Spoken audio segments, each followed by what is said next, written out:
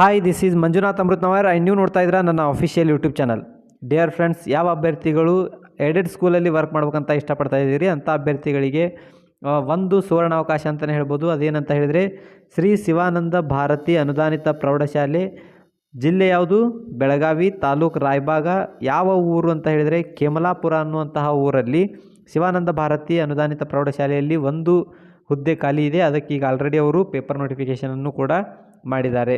So ಈ ವಿಷಯದ ಕುರಿತು ಇನ್ ಡೀಟೇಲ್ ಆಗಿ ನಿಮ್ಮ ಜೊತೆ ಡಿಸ್ಕಸ್ ಮಾಡ್ತಾ ಹೋಗ್ತೀನಿ. ಅದಕ್ಕಿಂತ ಮುಂಚಿತವಾಗಿ ಯಾರೆಲ್ಲ ನನ್ನ ಚಾನಲ್ಗೆ ಹೊಸದಾಗಿ ವಿಸಿಟ್ ಮಾಡಿದ್ದೀರಿ, ದಯವಿಟ್ಟು ಚಾನಲನ್ನು ಸಬ್ಸ್ಕ್ರೈಬ್ ಮಾಡ್ಕೊಳ್ಳಿ. ಬೆಲ್ ಬಟನ್ ಕ್ಲಿಕ್ ಮಾಡಿ ಅಲ್ಲಿ ಬರ್ತಕ್ಕಂಥ ಆಲ್ ಅನ್ನುವಂಥ ಆಪ್ಷನನ್ನು ಸೆಲೆಕ್ಟ್ ಮಾಡಿದರೆ ನಾವು ಮಾಡುವಂತಹ ರೆಗ್ಯುಲರ್ ಕ್ಲಾಸಸ್ಗಳು ಬಂದು ನಿಮಗೆ ನೋಟಿಫೈ ಆಗ್ತಾ ಇರುತ್ತೆ.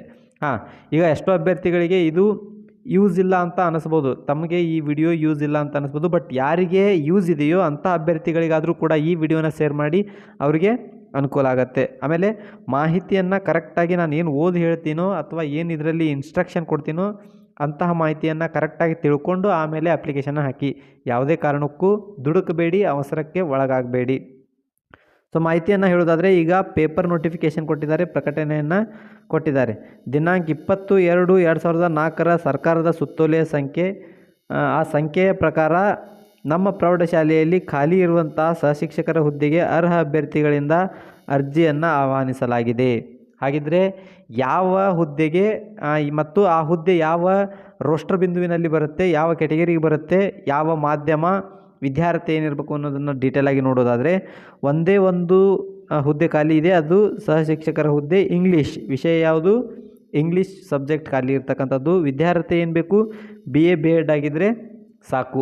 ಎಷ್ಟೋ ಅಭ್ಯರ್ಥಿಗಳು ಕೇಳ್ತಾ ಇದ್ರಿ TET ಕಂಪಲ್ಸರಿನಾ ಸರ್ ಅಂತ ಹೇಳಿ. ಆ್ಯಸ್ ಆಫ್ ನಾವು TET ಕಂಪಲ್ಸರಿ ಇಲ್ಲ, ಇನ್ನೂವರೆಗೂ ಕೂಡ TET ಕಂಪಲ್ಸರಿ ಅಂತೇಳಿ ಎಲ್ಲೂ ಕೂಡ ಹೇಳ್ತಾ ಇಲ್ಲ. ಈಗ ನೀವು ಇಲ್ಲೇ ಉದಾಹರಣೆಗೆ ಇಲ್ಲೇ ನೋಡ್ಬೋದು, ಈಗ ಪೇಪರ್ ನೋಟಿಫಿಕೇಷನ್ ಮಾಡಿದ್ದಾರೆ, ವಿದ್ಯಾರ್ಥಿಯನ್ನು ಸ್ಪಷ್ಟವಾಗಿ ಕೊಟ್ಟಿದ್ದಾರೆ. BA B.Ed ಆಗಿದ್ದರೆ ಅಂತಹ ಅಭ್ಯರ್ಥಿಗಳು ಅಪ್ಲಿಕೇಶನನ್ನು ಹಾಕಬಹುದು. ಇನ್ನು ಮೀಸಲಾತಿ ಸೂಚ್ಯಂಕ ಯಾವುದಕ್ಕೆ ಬರುತ್ತೆ ಅಂತ ಹೇಳಿದರೆ, ರೋಸ್ಟರ್ ಬಿಂದು ಯಾವುದಕ್ಕೆ ಬರುತ್ತೆ ಅಂತ ಹೇಳಿದರೆ ಪರಿಶಿಷ್ಟ ಪಂಗಡ.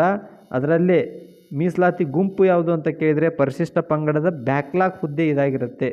ಹಾಗೆ ಮಾಧ್ಯಮ ಯಾವುದು? ಇಂಗ್ಲೀಷ್ ಮಾಧ್ಯಮ.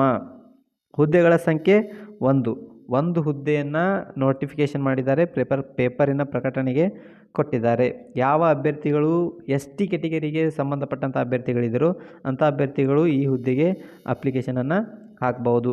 ಇನ್ನು ಇದರ ಕುರಿತು ಇನ್ ಡೀಟೇಲ್ ಆದಂಥ ಮಾಹಿತಿಯನ್ನು ನೋಡೋದಾದರೆ, ಅಂದರೆ ಏನೆಲ್ಲ ಮಾಡಬೇಕು ಅಪ್ಲಿಕೇಶನ್ ಹಾಕಲಿಕ್ಕೆ ಅನ್ನೋದನ್ನು ನೋಡೋದಾದರೆ, ಸದರಿ ಹುದ್ದೆಗೆ ವಿದ್ಯಾರ್ಹತೆ ವಯೋಮಿತಿ ವೇತನ ಶ್ರೇಣಿ ರು 54,175ರಿಂದ 99,400ವರೆಗೂ ಸರ್ಕಾರದ ನಿಯಮಾನುಸಾರ ಆಗಿರುತ್ತದೆ.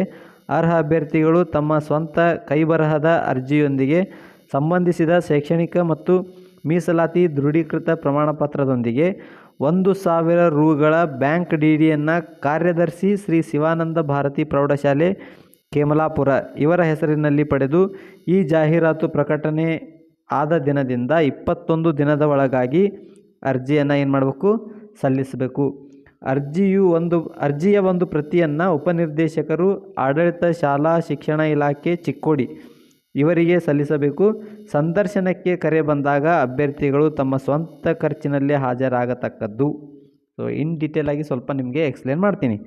ಸೊ ಹುದ್ದೆಗೆ ಬೇಕಾಗಿರ್ತಕ್ಕಂತಹ ವಿದ್ಯಾರ್ಥಿ ಏನು ಅಂತ ಕೊಟ್ಟಿದ್ದಾರೆ. ವಯೋಮಿತಿ ನಿಮ್ಗೆ ಆಲ್ರೆಡಿ ಈಗ 5 ವರ್ಷದವರೆಗೂ ಸಡಿಲಿಕೆ ಮಾಡಿರೋದ್ರಿಂದ ಎಷ್ಟು ವರ್ಷದವರೆಗೂ ನಿಮಗೆ ಅನುಕೂಲ ಇದೆ ಅನ್ನೋದನ್ನು ತಿಳ್ಕೊಬೇಕು ಅಂತ ಹೇಳಿದರೆ, ಇದಕ್ಕಿಂತ ಮುಂಚಿತವಾಗಿ ನಾನು ಒಂದು ವಿಡಿಯೋ ಮಾಡಿ ಹಾಕಿದ್ದೀನಿ.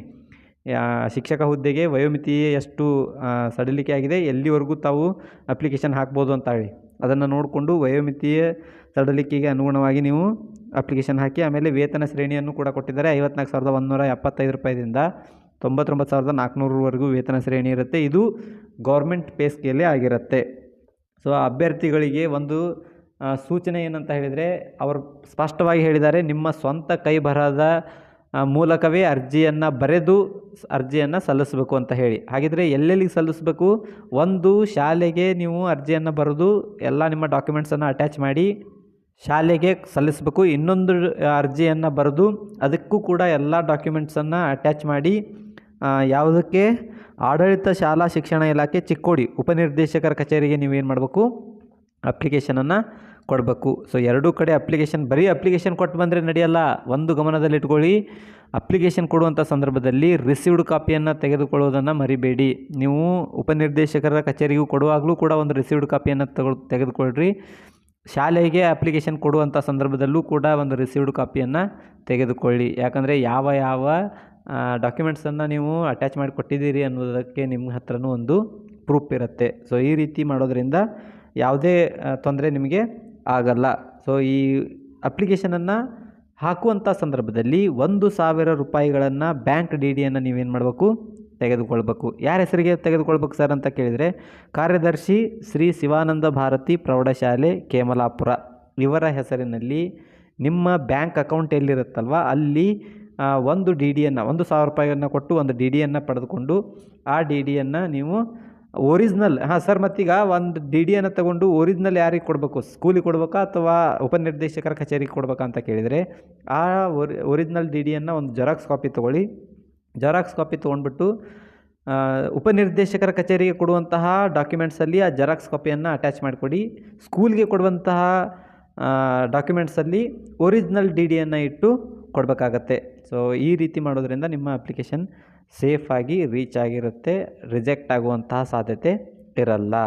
ಸೊ ಇನ್ನೊಂದು ವಿಷಯ ಏನಂತ ಹೇಳಿದರೆ, ಈ ನ್ಯೂಸ್ ಏನಿದೆ ಅಲ್ವಾ, ಪ್ರಕಟಣೆಯಾಗಿ 21 ದಿನದ ಒಳಗಾಗಿ ನೀವು ಅಪ್ಲಿಕೇಶನನ್ನು ಸಬ್ಮಿಟ್ ಮಾಡಬೇಕು. ಹಾಗಿದ್ರೆ ನ್ಯೂಸ್ ಪ್ರಕಟಣೆ ಆಗಿದ್ದು ಯಾವಾಗ ಸರ್ ಅಂತ ಕೇಳಿದರೆ, ದಿನಾಂಕ 11/3/2026 ದಿನಾಂಕನಂದು ಈ ನ್ಯೂಸ್ ಏನಾಗಿದೆ, ಪೇಪರ್ ಪ್ರಕಟಣೆ ಆಗಿದೆ, ಪೇಪರ್ ನೋಟಿಫಿಕೇಷನ್ ಆಗಿದೆ. ಇಲ್ಲಿಂದ ನೀವು 21 ದಿನದ ಒಳಗಾಗಿ ನಿಮ್ಮ ಅಪ್ಲಿಕೇಶನನ್ನು ಎರಡೂ ಕಡೆ ಸಬ್ಮಿಟ್ ಮಾಡಬೇಕು. ಸೊ ಇದಷ್ಟು ಇವತ್ತಿನ ಮಾಹಿತಿಯಾಗಿತ್ತು. ಇನ್ನು ಇದೇ ರೀತಿ ಇನ್ನೊಂದು ಮಾಹಿತಿಯೊಂದಿಗೆ ಮತ್ತೊಂದು ಹೊಸ ವಿಡಿಯೋದಲ್ಲಿ ಮೀಟ್ ಮಾಡೋಣ. ಅಲ್ಲಿವರೆಗೂ ಬಾಯ್, ಹ್ಯಾವ್ ಅ ನೈಸ್ ಡೇ.